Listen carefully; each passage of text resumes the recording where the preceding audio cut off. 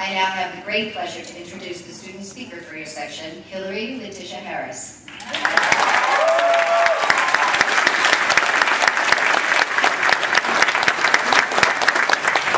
Hilary was chosen by a vote of Section 2 to speak on your behalf.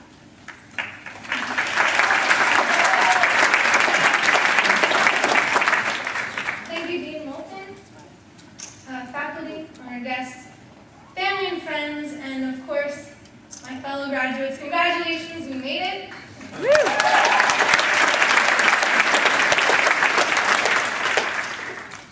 I can't tell you how many times over the past 3 years I have wondered, like a lot of you, what am I doing here? Crouched over a casebook dissecting a Scalia dissent, in Wolf Library gazing down into the atrium below, and catching my professors posing with pictures with some of the Supreme Court justices that had come to campus that day. Don't worry, it's nobody present today that I caught, but posing for pictures, and I forget what symposium it was that day. Maybe it was women's rights, poverty in the law, or obesity, the age of consent in the law, or a symposium about something compelling, something sexy in the law. Watching those Supreme Court justices eat the carefully laid out bruschetta appetizers that they always serve at every Georgetown event, and realizing that this was furnished by our tuition dollars. I mean, more accurately,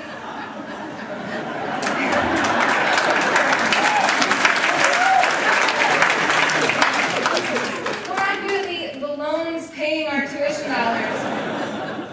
And knowing I'm going to be paying interest on that bruschetta for the next 10 years. What am I doing here? The truth is, as law students, we aren't really taught to think about the present.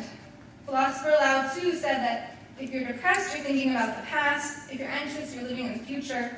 And as law students, we happily oscillate between these two extremes.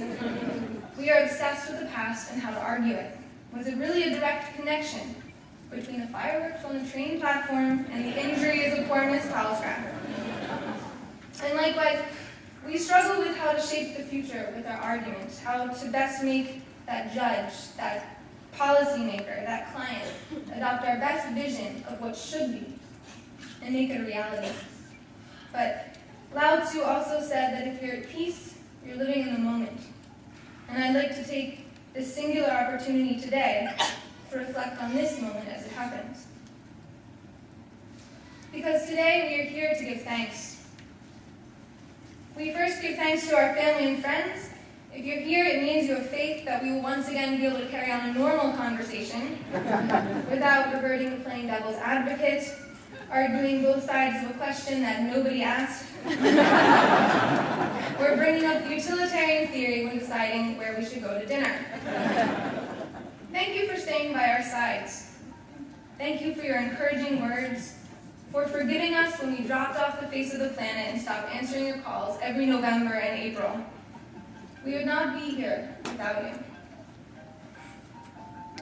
We give thanks to the faculty for their patience and wisdom as well, for helping us navigate the universe of legal ambiguities, for teaching us that the answer to just about every question is either it really depends on the state, or the answer is whatever you want it to be. I could argue it either way.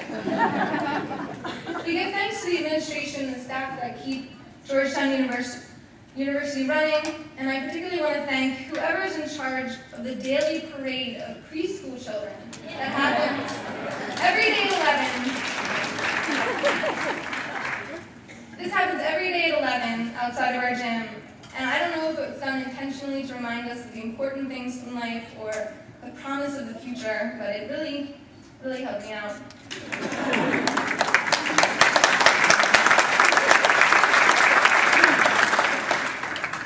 We give thanks to each other.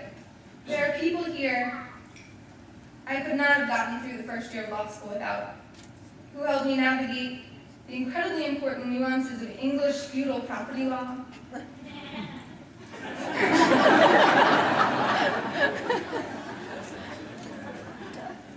students that invoked a really creative vocabulary to make for more engaging class discussions. And most of all, for asking questions that were really just explanations of what the professor had said. Those were super helpful. And most importantly, today we give thanks for the privilege of selfishly spending 3 years on our own improvement. This is done with the hope that this incredible investment our society has bestowed on us will pay itself over 100 times with the good that we can accomplish. Now, ultimately, after today, we are not lawyers, we are people with law degrees. That's not just something I tell myself when I hear lawyer jokes. Really, we're people first, and having spent the past 3 years with you, I have an incredible amount of faith of the good works to come. I have seen genuine people these past 3 years. I've seen collaboration. In our libraries, I've seen you struggle and rise above the law. Studying 4 blocks from one of the most divisive institutions in the United States. I have seen you working together, not for that better grade, not for that line in the resume, but working together for a better understanding of what's going on.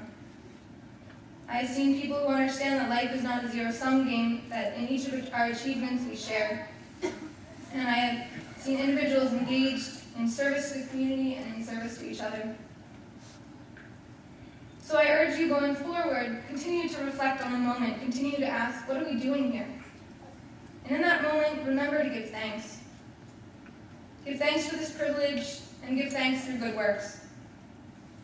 These past 3 years, we've been given a tremendous amount of knowledge. Give thanks by continuing to be an eager student and a willing teacher. Today, we're given an influence and a voice.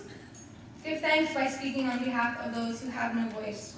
And let us prove together that this investment was really worth it. Congratulations.